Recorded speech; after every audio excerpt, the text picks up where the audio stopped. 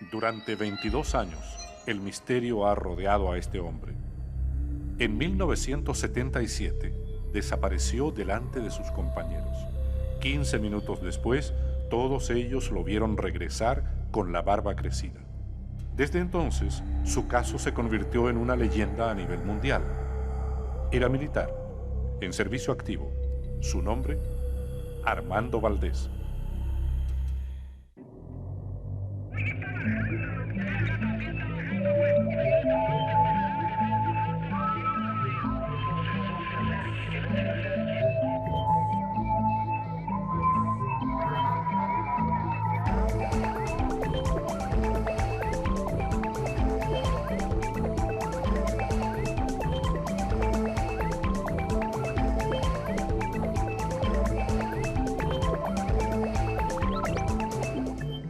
De los aviones parpadean, fue produciendo parpadeos, como que aceleró más.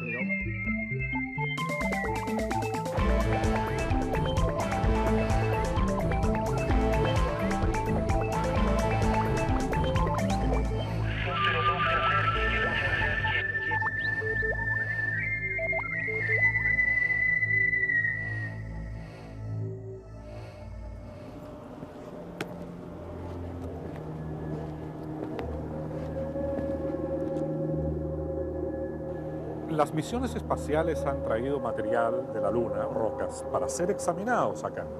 Y dentro de pocos años seguramente sucederá lo mismo con otros planetas, incluso buscando señales de alguna forma de vida.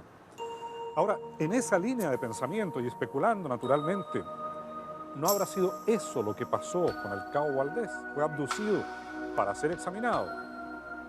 Naturalmente comprendiendo que para muchas personas una explicación así resulta casi tan increíble como la historia del Cabo Valdés.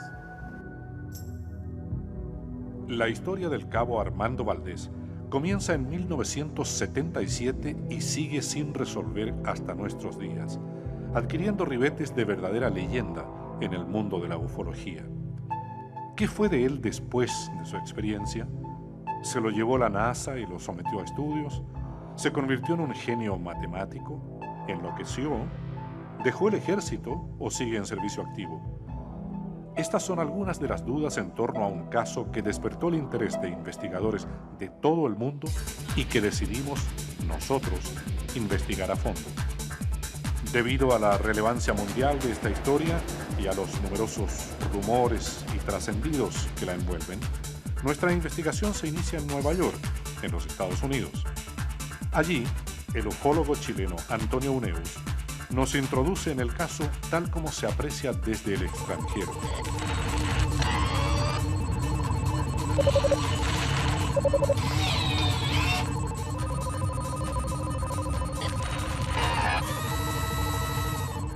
A pesar de que yo he sido el gran divulgador de los casos chilenos, diría que el único que tiene realmente, que se conoce, digamos, a nivel, que sale citado en muchos libros, sería el caso Valdés, el del Cabo Valdés de la patrulla militar en Putre.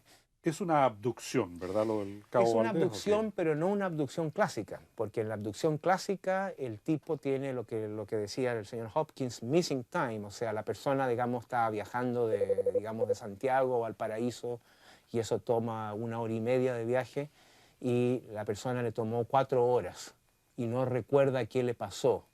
Entonces tiene 3 horas de tiempo perdido, de ahí viene el término missing time. En cambio, en el caso de Valdés, es un caso de tiempo ganado. La persona desaparece por solo 15 minutos. Sin embargo, por eso es tan famoso, cuando regresa, tiene la barba crecida y el fenómeno en el reloj, la fecha del calendario en el reloj, que marca 5 días en el futuro. O sea que por eso es un caso tan único.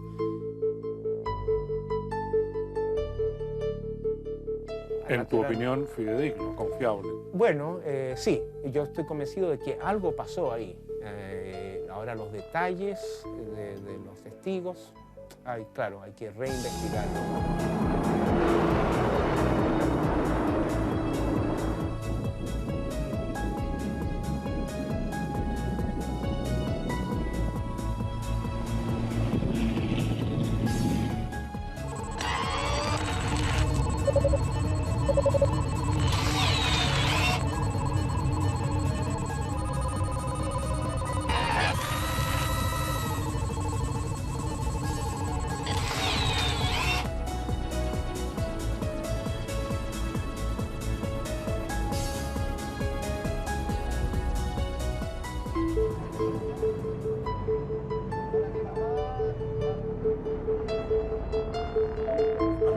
conoce el caso del Cabo Valdés.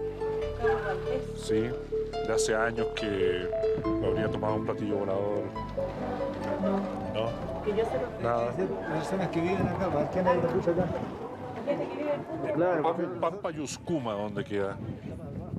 ¿Por aquí, derecho para allá?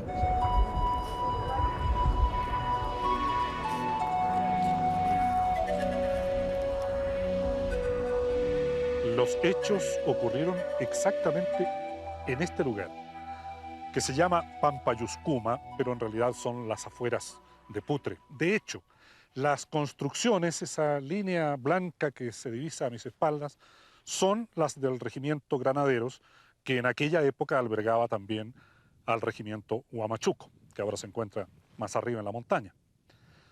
Bueno, resulta difícil aceptar, de buenas a primeras, que se trate de la intervención de seres extraterrestres. Sin embargo, también se pregunta uno, bueno, entonces, ¿qué explicación existe? La historia del Cabo Valdés irrumpe como una investigación periodística realizada por la prensa del norte. Luis Maturana, periodista del diario La Estrella de Arica, tuvo que cumplir su labor en un contexto difícil, dada la tensión que existía en la frontera, el despliegue de militares en la zona y las restricciones que a veces esto significaba para la labor periodística. La historia concreta que yo escuché, que me contó y que después yo recibí de conversar con los conscriptos y con el cabo, se trata de lo siguiente. En Putre había un destacamento de caballería y por razones climáticas la caballada la tenían en un lugar cercano a Putre, pero mucho más protegido del frío. Todas las noches bajaba una guardia. La guardia de conscriptos que encabezaba el Cabo Valdés pertenecía al destacamento Huamachuco del ejército en esa fecha a cargo del comandante Emilio Moraga Neira. El destacamento resguardaba la frontera con Perú y Bolivia en el altiplano. El superior jerárquico del Cabo Valdés, en la línea de mando, era el entonces capitán Pedro Durcodoy, quien accedió a responder algunas interrogantes del caso.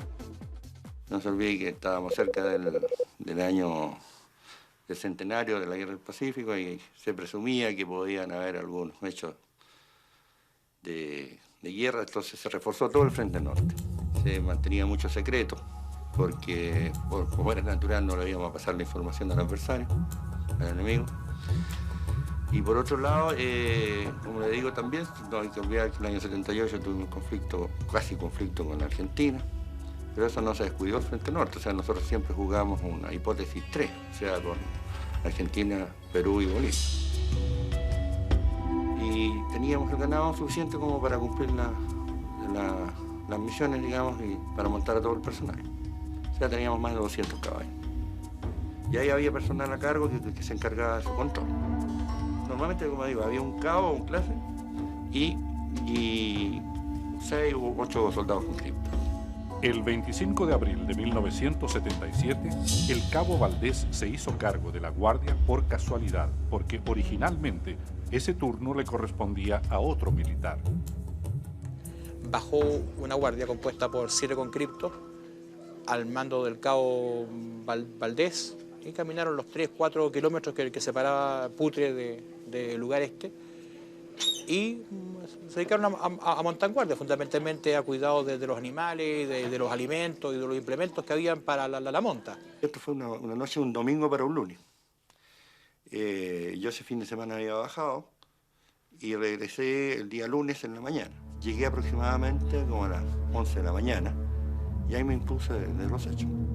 Y quien me relató, digamos, su experiencia. Me explicaba que aproximadamente a medianoche, cercano a la medianoche, estaban todos reunidos alrededor de una fogata que hicieron en el sector donde normalmente se guarnecían los guardias de pesebrera, que estando en esa circunstancia, los dos soldados que estaban haciendo el patrullaje llegaron bastante agitados, corriendo, para informarle que habían visto una luz que venía desde los cerros acercándose hacia donde ellos estaban y que prácticamente se quedó estática a unos 50 metros de altura. Y ellos dicen que las luces se posaron en la falda de la colina esta, y se proyectaban como acercándose hacia ellos y después se alejaban. Iluminando como si fuera de día todo el sector. Ellos no tenían idea de qué se podía tratar. Estamos hablando de, en el caso de los conscriptos, de 7 niños que provenían de localidades del interior de la cuarta región, gente sin ninguna cercanía a lo que es la ciencia ficción ni a la televisión de películas de ese tipo. Inicialmente se rezaron. Posteriormente, esperando que esto desapareciera o que se fuera, pero se mantenía ahí mismo. Y pasado unos 20 minutos, una cosa así, como no había ningún cambio en la situación. En uno de estos acercamientos de la luz, el cabo Valdés, que era el único militar profesional, decidió salir a ver qué es lo que era y caminó unos pasos. Se alejó de donde estaban todos reunidos, se alejó hasta donde estaba la pirca, digamos, abierta, donde estaba como una puerta. Y se paró ahí, en la puerta. Y ahí les dirigió la palabra, les dijo que se identificaran y que buscaban. Y si no, que se fueran. Dijo esto y los soldados estaban mirando indistintamente al cabo como a la luz esta, y de repente el cabo no estaba más, desapareció.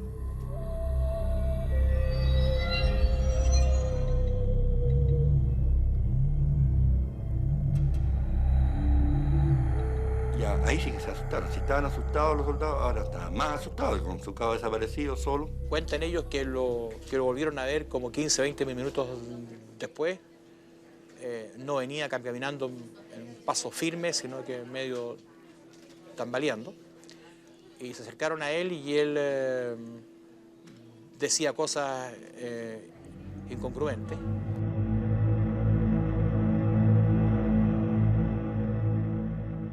Apareció con bastante barba. Fue una de las cosas que se dieron cuenta los soldados.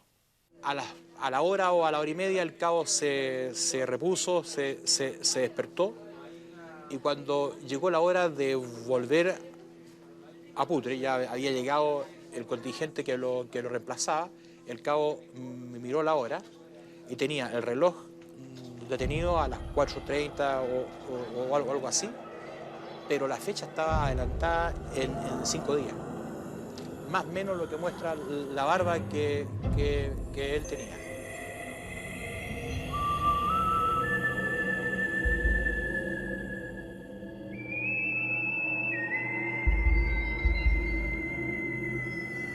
Bueno, como digo, no se había afectado todavía. Está muy afectado.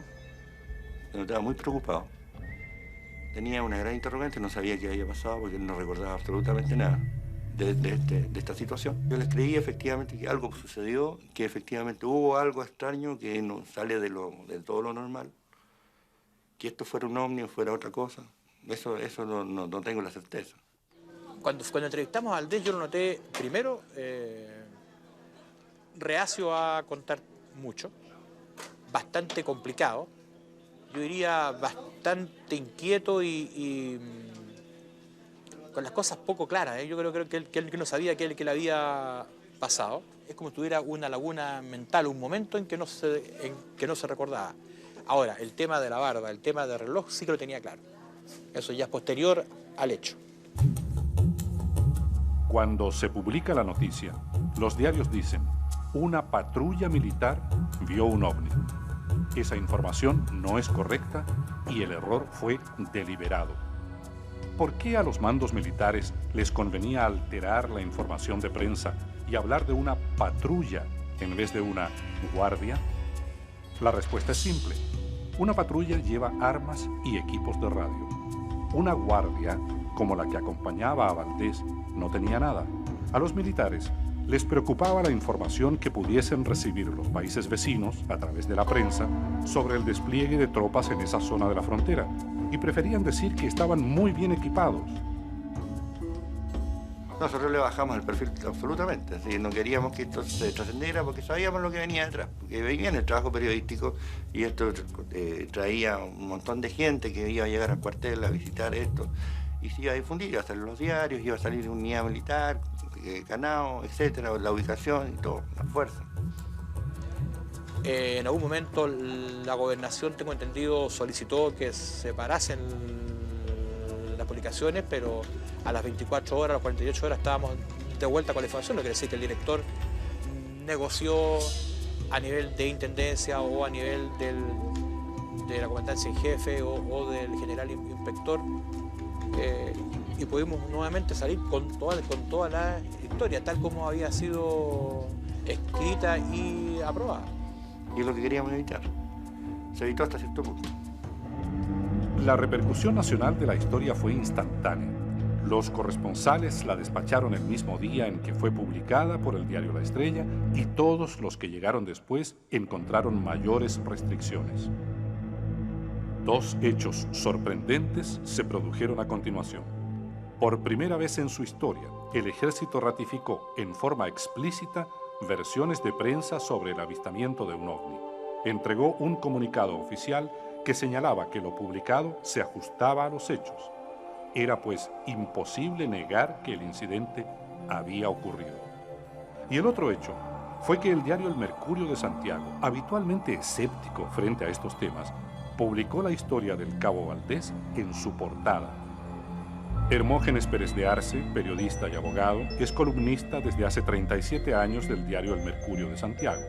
En 1977 era director del diario La Segunda. La que se llama prensa seria tiene el mismo problema que tienen las personas serias con estos fenómenos. Entonces, la prensa seria teme perder su prestigio de seriedad si empieza a publicar estas cosas. Y yo recuerdo que cuando nosotros en La Segunda publicábamos todos estos antecedentes, no solo en este caso, sino en otros, de avistamientos o experiencias de personas con objetos voladores no identificados, nunca el Mercurio seguía con esas noticias. Posteriormente se tendió como un manto de secreto, que es común a todas estas situaciones.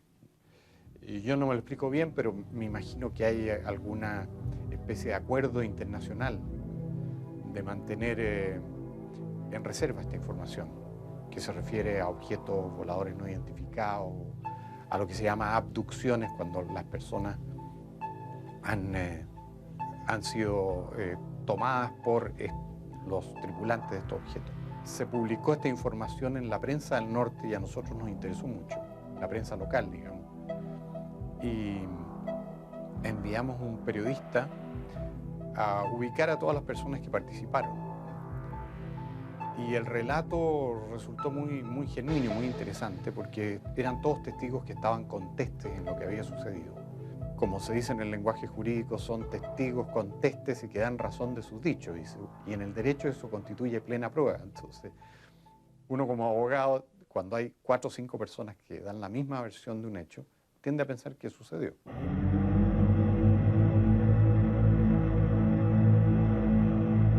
Durante muchos años, la identidad de los miembros de la patrulla permaneció en el misterio. La prensa especulaba y daba diversas versiones sobre sus nombres, pero nosotros, tras larga investigación, los hemos encontrado y hemos sabido qué fue de ellos.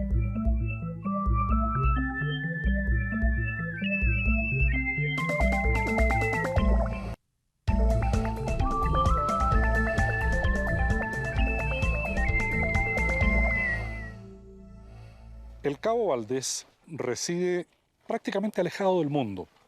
Desde aquella experiencia en el año 1977, que ha sido calificada por el Centro de Estudios de OVNIs de Roma como la abducción más importante de que haya registro, porque sucedió frente a sus compañeros y porque 15 minutos después tenía la barba crecida y el reloj adelantado en 5 días.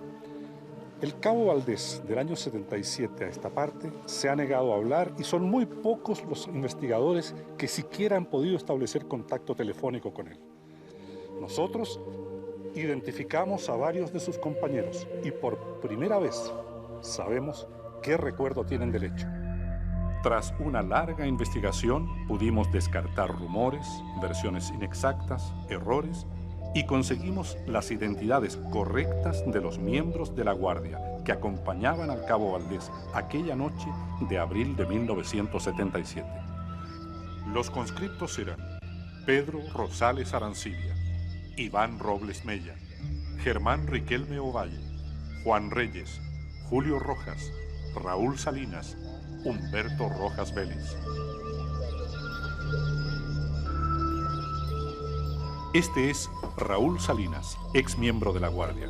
Hoy está casado, tiene 42 años de edad y trabaja como obrero. Él es Raúl Salinas, si no me equivoco.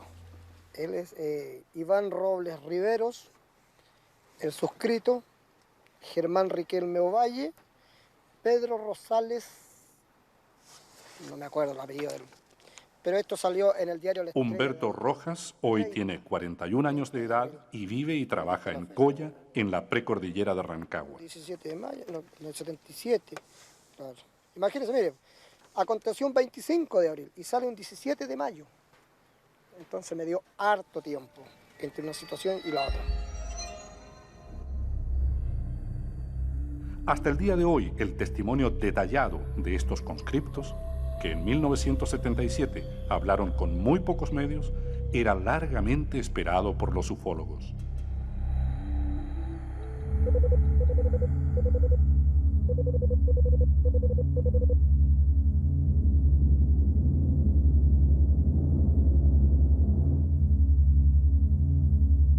Me dijo, ¿por qué no me calentas de agüita? Porque me voy a echar una afeitada. Entonces ya tenía pelo largo ya, era barba.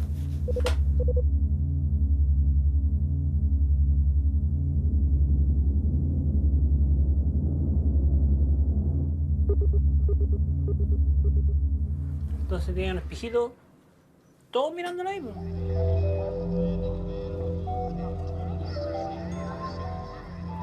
Se puso a afeitarse. Entonces dijo, ya, ¿quién van a ser los dos primeros que van a hacer turno? Todos se quedaron mirando, dijo, ya, yo, le dije yo, con otro más. Más o menos serían como a las 3 de la mañana, una cosa así. Estando apostado Rosales, me acuerdo, que nosotros le decíamos pecho de palo.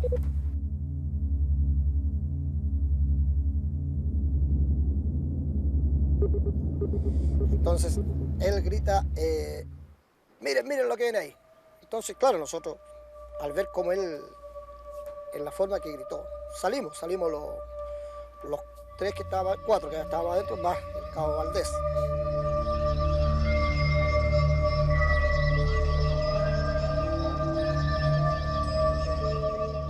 Vengo así dando el par así, ven, caminando, y en ese lazo, de los otros dos muñecos que tocaban el turno, dijo, mi cabo, mire.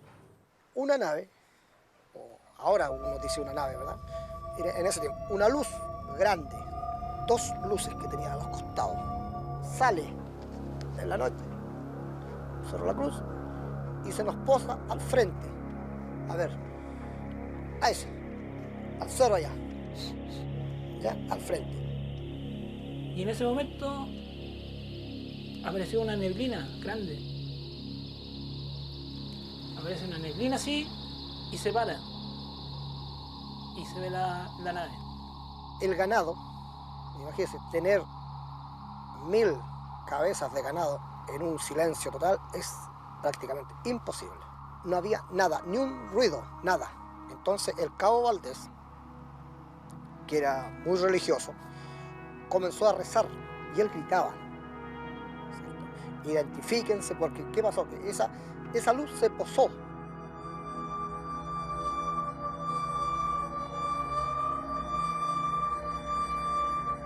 Estábamos todos en perfectas condiciones físicas y psíquicas. Estábamos todos en ese momento viendo la nave tomados de la mano. Y en ese lazo nosotros, yo lo único que me acuerdo, nos quedamos dormidos. A los 10 minutos nosotros despertamos y empezamos a preguntar por el cabo Valdés. oye, y el cabo, y la nave ahí, justo ahí. Y todo, y mi cabo, lo buscamos, gritamos. No apareció, no hubo caso.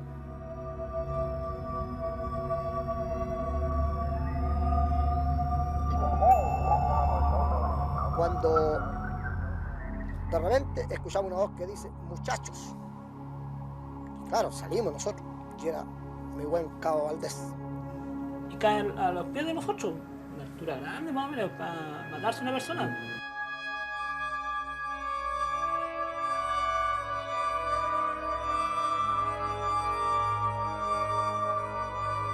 Y era el cabo Valdés. Como era chiquito así, yo pensaba que eran unos de ellos, porque yo cuando lo vi ya con barba, todas las cuestiones. Y lo alcanzamos a tomar y se desvanece. Lo acercamos, ¿cierto? Porque tiritaba el hombre. A la fogata lo arropamos y nos miraba con ojos desorbitados.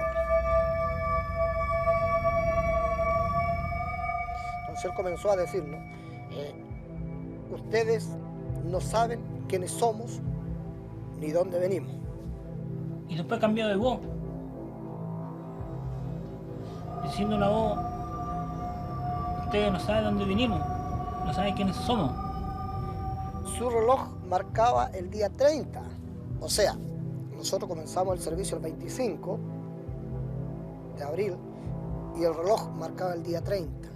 Empezó a pasar la hora ya, a aclarecer ya, y la nave todavía ahí, pues, o sea, a las 6 de la mañana se empezó a perder ahí donde está el volcán. Ahí se nos perdió ya, pero a las 6 de la mañana.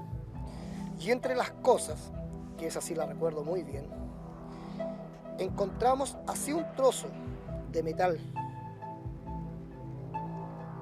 muy parecido al aluminio, que nosotros dijimos aluminio. Y Araneda dijo, no, esto no es aluminio. ¿Fueron recuperados restos metálicos desconocidos en Pampa Yuscuma? Le preguntamos al brigadier Pedro Durcodoy, que estuvo inspeccionando el lugar después del incidente del Cabo Valdés, si encontró algo. Se ubicó a una altura de más de 50 metros y sobre el sector de las naves. Las naves le llamamos donde estaban el ganado. Entonces, no se pudo apreciar nada, a pesar que se revisó por el entorno, tampoco había nada. ¿No se encontró nada, ni metal, ni nada? Cosas, restos de normales que hay siempre botados en ciertas áreas ahí, de herraduras viejas, qué sé yo, de ese tipo. Pero más allá de eso no encontramos nada.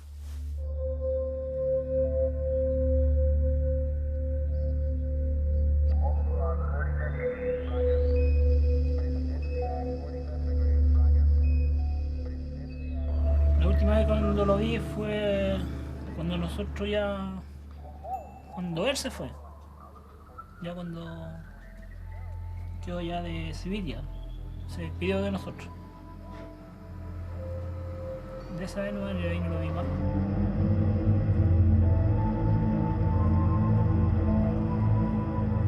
Se tejieron muchas versiones, ¿verdad? Que lo estaban estudiando de la NASA, que el ejército lo había mandado a una hipnosis, que se había vuelto loco, que estaba un experto en matemáticas. Se tejieron muchas hipótesis que en realidad nunca nosotros, por lo menos yo no tuve oportunidad de verificar si efectivamente todo eso aconteció con él.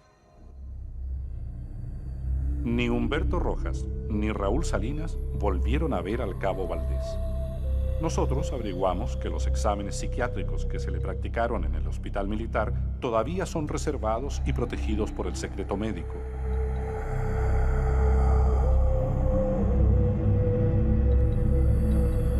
Hay una evolución posterior de él que no es el caso típico de una psicosis clásica si hablamos que esto fue una psicosis de él, o sea que lo inventó todo, puesto que si hubiera sido una esquizofrenia o una enfermedad de este tipo mental en donde la persona se digrega y alucina, forzosamente tendría en el ejército que haber sido dado de baja.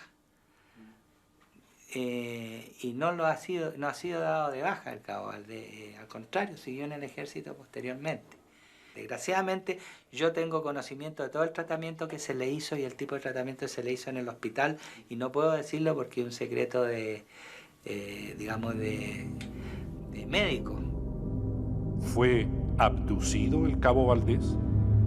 Las abducciones son fenómenos muy reales para David Jacobs, quien ha investigado 700 casos de supuestos secuestros de personas por parte de presuntos alienígenas en los Estados Unidos, Europa, África y Latinoamérica.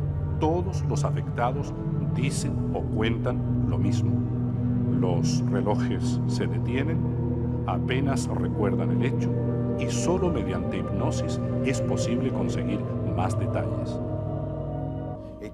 Un escenario típico de abducción sería que una persona es sacada de su ambiente conocido, es subida a bordo de un ovni, generalmente contra su voluntad, y sometida a una serie de procedimientos físicos, mentales y desafortunadamente reproductivos, los que les son administrados por unos seres de apariencia extraña.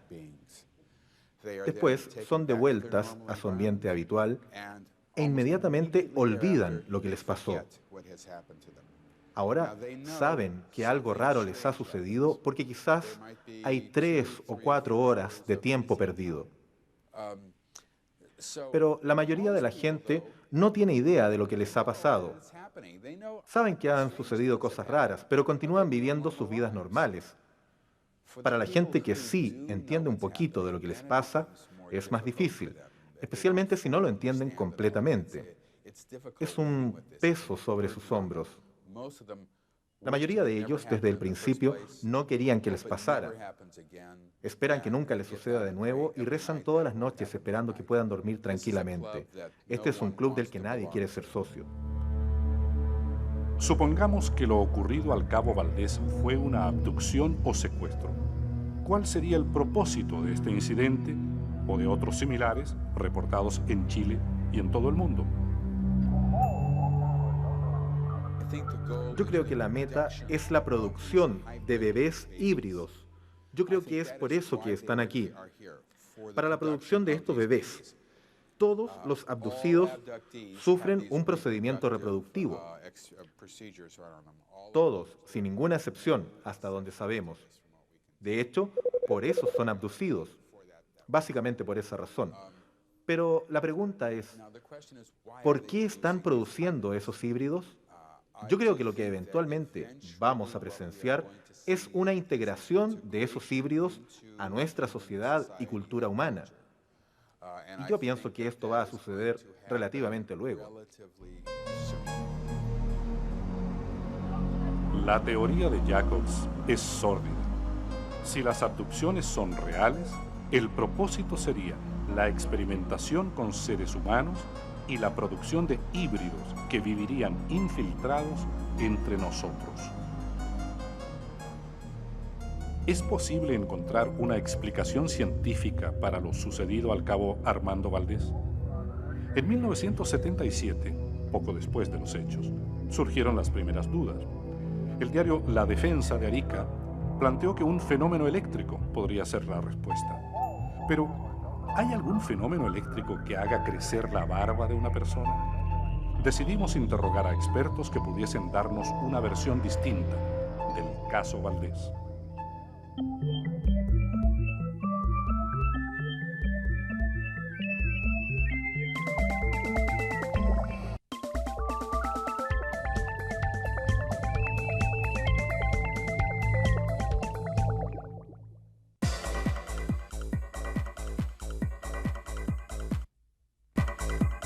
Buscando una explicación científica que pudiese resolver el misterio del cabo Armando Valdés, nos trasladamos hasta la 8ª región.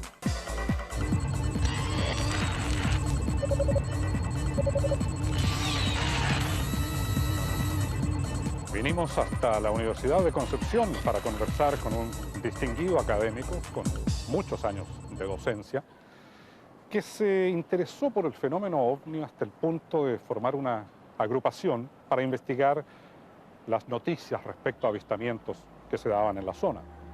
Él tiene explicaciones científicas para estos fenómenos. Rafael Vera es profesor de la Universidad de Concepción y se ha especializado en física en universidades nacionales y extranjeras. Lleva más de 40 años como docente e investigador E incluso se ha dedicado a formular nuevas interpretaciones para la física contemporánea vigente desde Albert Einstein. Paralelamente, por hobby, comenzó a estudiar el fenómeno ovni.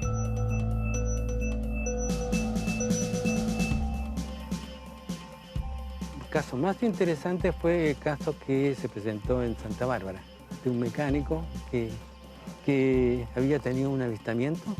El mecánico se llamaba Chito Cerda, y aunque falleció hace tiempo, tanto el doctor Vera como sus familiares recuerdan ese incidente de 1968.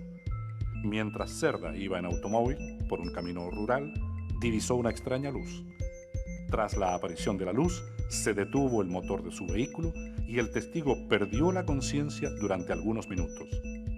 En su oficina, el profesor Vera nos expuso su teoría sobre el incidente de Santa Bárbara, una descarga eléctrica que le produjo un shock a Chito Cerda. ¿Cómo se produjo esta descarga? Debido a un tipo de gas, el gas radón, que salía de una grieta en forma natural. Supongamos que tenemos el cerro ahí, estamos en el tope del cerro, y aquí está el camino. Entonces, la grieta está más o menos en esta posición, o sea, es una grieta muy profunda. Por aquí había un pino. Aquí entonces escapó radón, digamos, entonces se formó, por decir así, una nube de radón. Por otro lado, aquí arriba había una tormenta, entonces se produjo entonces una descarga entre esta y esta. Entonces, cuando llegó a una distancia en donde se pudo establecer el arco, entonces supongamos que haya llegado la nube ahí, se produjo aquí el ovni. Evidentemente, en mi manera de ver, que este tipo de ovni se debe entonces a la disipación de la energía eléctrica que está contenida en la nube, que se disipa a través de y aquí interviene la conductividad promovida por los gases radioactivos que existen en la atmósfera.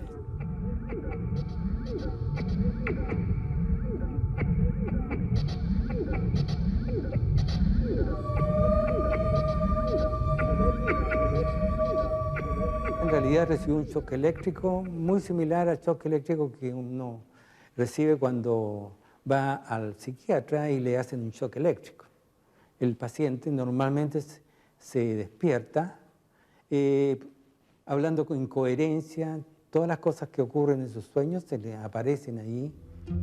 Si el plasma es una descarga eléctrica que puede provocar alucinaciones, contracción de los poros de la piel y crecimiento de la barba, ¿podría ser esta la explicación para lo sucedido al cabo Valdés?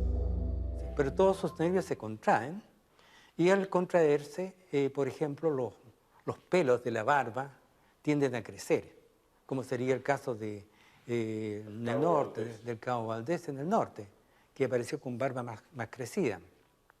Porque él seguramente recibió un shock eléctrico, entonces se contrajeron todos los músculos, entonces eso hace aflorar los pelos que están creciendo, se quedan atrás, podríamos decir. Entonces se recoge la piel y los pelos afloran hacia la piel. La patrulla, si perdió el sentido, es porque toda la patrulla recibió una descarga. Él probablemente se acercó en forma peligrosa y por eso salió mucho más dañado. En una forma u otra, él resultó más damnificado que el resto de sus compañeros. Fue temerario, entonces. Fue temerario, seguramente, y entonces, si el reloj falló, si era electrónico o eléctrico, de cualquier, excepto hacer que hubiera sido mecánico, pues si es eléctrico o a pila, fatalmente se descontrola bajo una descarga eléctrica. Acompañamos al profesor Vera a Santa Bárbara, al interior de la zona cordillerana de la región del Biobío, para comprobar la validez de su teoría sobre el incidente de Chito Cerda.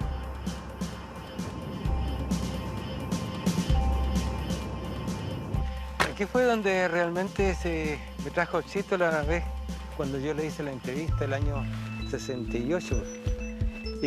Aquí había un pino, han pasado 20 años, ahí están los renuevos de los pinos. La grieta que yo hice mención justamente está aquí en este barranco, entonces lo más probable es que aquí hubo una emanación de radón y se encontró con la nube arriba. Entonces se produjo una bola de fuego y entonces saltó una chispa entre la nube y la nube de radón, que también es ligeramente conductor de electricidad. Sí, justamente el Chito me mencionó en esa oportunidad que el señor Carlos Sandoval le había pasado un caso similar.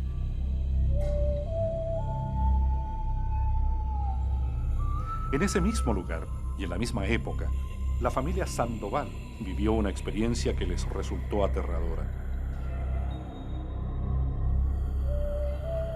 Bueno, cuando veníamos aquí en el altito de ahí, yo vi la luz ahí, esa que venía subiendo así.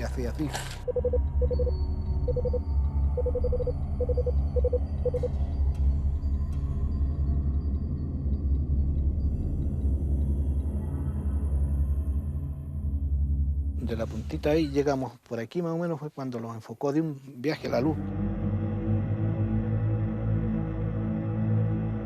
Que lo fuimos a la orilla y yo de ahí anduve perdiendo los quilates, como que no me acuerdo mucho.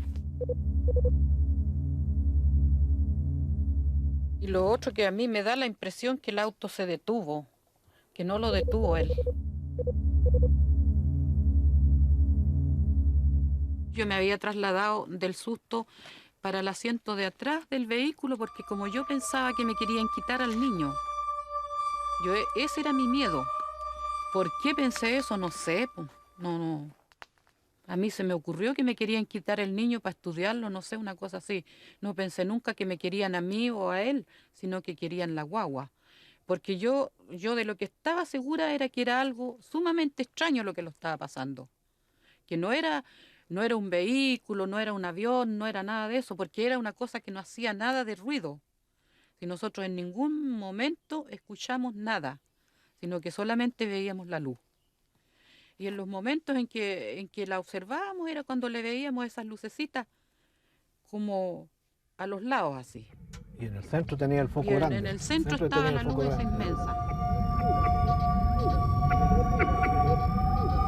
Yo quedé tan nervioso que después yo no podía tomar el volante porque yo hacía así de esta manera, se me movían las manos y no hallaba cómo hacerlo caminar el auto. Y la forma como desapareció la luz, claro. Eso también fue una cosa demasiado rápida. Se movió así para arriba, hizo un movimiento para el lado así y desapareció. Más de media hora no fue lo que estuvimos detenidos aquí, yo siempre pensaba eso. Y cuando llegó mi mamá nos dice que es tal hora, bueno, yo no... Claro, y ellos dicen que nos vieron a nosotros como... O sea, nos notaron en la cara que algo nos había pasado. Tanto Carlos Sandoval como su esposa no recuerdan lo que hicieron durante 2 horas aquella noche. Es decir, sufrieron missing time o tiempo perdido. Y el ovni que describen es similar al que vieron los conscriptos en Putre.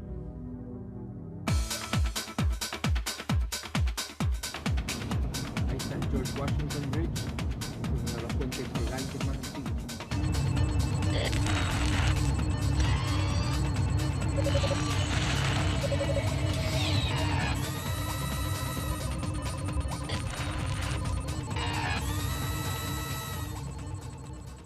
En esta área del valle del río Hudson, al norte de la ciudad de Nueva York, a comienzos de los 80 se registraron numerosos avistamientos. Por eso resulta hasta cierto punto paradojal que precisamente aquí nos encontremos con un investigador que cree tener una explicación científica para gran parte de estos fenómenos. Seguimos investigando la teoría de una descarga eléctrica que pudiese provocar alucinaciones, esta vez en los Estados Unidos. En las afueras de Nueva York, el astrónomo John Burke nos conduce a grutas de piedra de la época precolombina que poseen grandes concentraciones de energía. Mediante estos sensores, el astrónomo John Burke descubre que el aire dentro de la caverna tiene una carga eléctrica negativa más alta que lo normal. Las cargas negativas suben y las positivas bajan. La atracción que se produce entre ambas produce un pulso que tiene efectos sobre los organismos vivos. Hace 2000 años, los habitantes precolombinos de las afueras de lo que hoy es Nueva York descubrieron estos efectos y decidieron manipularlos. Entonces elegían estos sitios cuidadosamente y después lo construían de una cierta forma para concentrar las cargas. Experimentos realizados en estas cavernas con semillas de porotos y maíz demostraron que bajo estas condiciones crecen más rápido y mejor. Las cavernas funcionan como invernaderos de piedra, pero el plasma, aire cargado con electricidad que hay en estos lugares, también puede afectar a las personas. Esta caverna en particular llamó nuestra atención por primera vez cuando un investigador local de ovnis había sacado fotos infrarrojas desde dentro de la caverna. Cuando estaba adentro, aunque nada fue visible al ojo desnudo, sacó una serie de fotos con esa película infrarroja. Y fue solo después que las habían revelado que apareció una bola de algo caliente y energético. Y probablemente un plasma, como en este lugar, quieto, aquí, suspendido en el medio de la caverna. Y esa fue la primera cosa que llamó nuestra atención, que había energías plásmicas involucradas aquí. Sería visible incluso a la luz del día.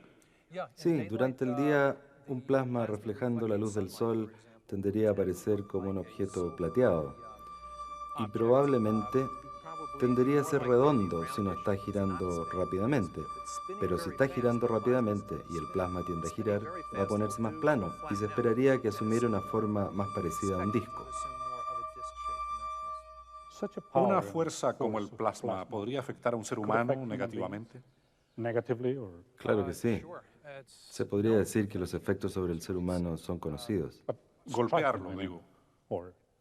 Sí, si te pega, es como ser golpeado por una pelota de relámpagos. Y pelotas de relámpagos ocasionalmente le han pegado a la gente. Una pelota de relámpagos es una forma muy energética de un plasma y a veces ha tenido efectos pequeños sobre la gente. Otras veces los ha dejado inconscientes o ha quemado su ropa. Depende de otras energías involucradas en el incidente.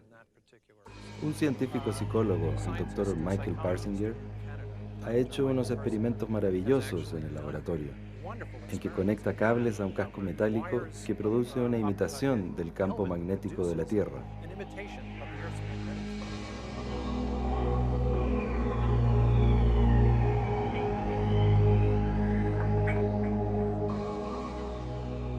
Y usa sujetos voluntarios y simplemente los somete a fluctuaciones similares a lo que podríamos experimentar aquí entre la medianoche y el amanecer. Y que a menudo reportan experiencias que incluyen experiencias religiosas y también abducciones de ovnis. De hecho, he encontrado que la configuración es muy importante.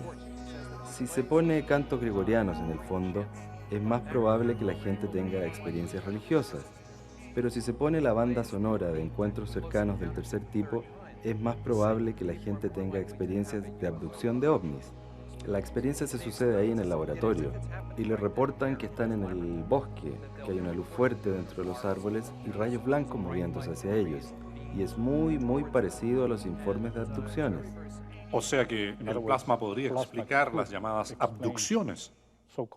Bueno, por lo menos algunas experiencias, al menos algunas abducciones. ¿Dónde está hoy el Cabo Valdés? ¿Cuándo se sabrá qué le ocurrió realmente? ¿Escogió él una fecha para entregar su versión?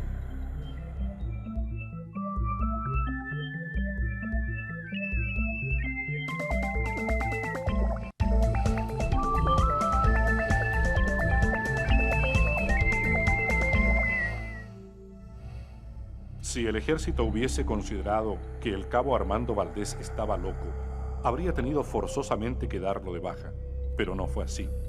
Tras un año de investigación, confirmamos que sigue perteneciendo al ejército y hoy es suboficial. Siguiendo un procedimiento reglamentario, pedimos al Departamento de Comunicaciones del Ejército que autorizara a Valdés a otorgar una entrevista. La respuesta fue negativa. ¿Hay forma de descartar un engaño deliberado en el caso Valdés? Le preguntamos a nuestros entrevistados si se habría justificado una cosa así en esa época. Hay muchos otros métodos menos llamativos para hacerlo. No, esto fue una cosa que pasó para la cual pueden haber muchas explicaciones, pero allí en Pampa Yuscuma pasó algo. Y yo creo que el ejército a la larga debe haber lamentado no haber, digamos, cerrado un poco las puertas antes. El Cabo Valdés era un clase normal, bastante normal, yo diría de normal, de promedio 4, 5, 5 nomás. Pero después de esta experiencia, su rendimiento, se puso más serio, mejoró su rendimiento. Yo diría que le hizo muy bien. Incluso yo hasta comenté que le haría falta que a varios lo sacaran a dar una vuelta en Omni para ver si mejoraban, porque realmente el hombre maduró y siempre hablaba de ese vacío que él tenía, esa gran duda. Pero él después no quería saber más, quería desvincularse de este asunto. Él mismo incluso también, no solamente fue una decisión tomada, yo creo que de la superioridad, eso, destinarlo, sino que también fue una decisión de él, que él quería salir del tema y no quería que ya no lo buscaran más. Yo sé que hay algo que sale de lo normal. Creo que existen objetos voladores no identificados. Yo creo que hay. De dónde vienen, qué son, no lo sé. Pero, como dije antes, no creo en brujos, como decía Garay, pero que los hay. Y creo un poquito en que esto existe. Mientras más estudio este fenómeno, menos me gusta. Mientras más aprendo de él, más temor me provoca. Eso es algo que yo considero malo. Me gustaría no tener esa opinión y no tener que decirlo, pero todas las evidencias me llevan allá.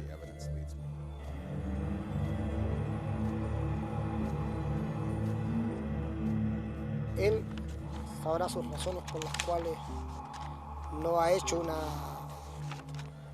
una demostración pública, ¿cierto?, de lo que realmente a él le aconteció. No sé en realidad sus causas, porque no lo he visto. No he tomado ningún tipo de contacto. No sé. No.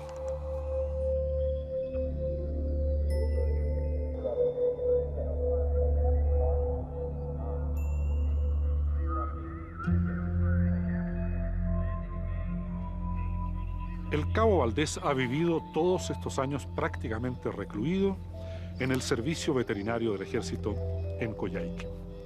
Pero dicen, quienes han podido establecer contacto con él, que está dispuesto a poner fin a la incógnita dentro de poco y escribir sus memorias, con la verdad de lo que vivió.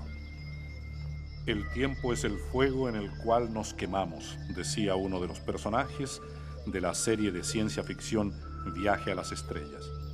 Y es en ese lapso, en aquellos minutos de tiempo perdido sin explicación, donde seguirá viva la historia del Cabo Valdés.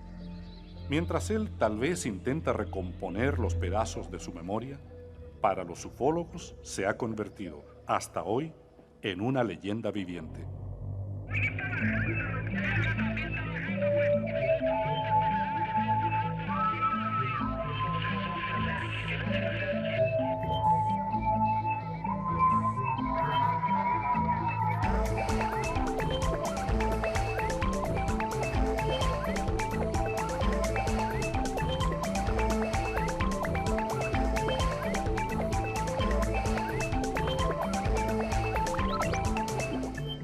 De los aviones parpadean, pues, haciendo parpadeos. Como que aceleró más.